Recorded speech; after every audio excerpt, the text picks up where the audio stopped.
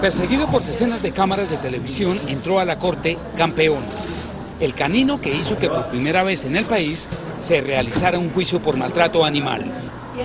El juez incorporó en el expediente las fotografías de las terribles heridas sufridas por Campeón, al que, según la acusación, amarraron con un cordón de zapatos, no le daban comida y lo dejaron a la intemperie. Una criatura netamente desnutrida, tímido, maloliente, que a simple vista usted miraba la soledad, la negligencia, tú la podías ver.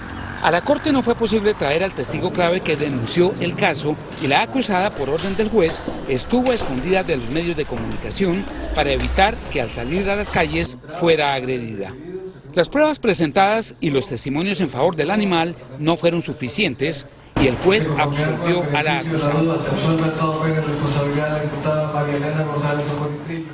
El fallo fue recibido con llantos por los defensores de animales, entre ellos quien se encarga del animal. Que si yo llegué hasta acá, que si la fundación y nosotros llegamos hasta acá, fue porque lo hicimos bien. Un testigo fue el que no vino, motivos tendrá para no haber venido.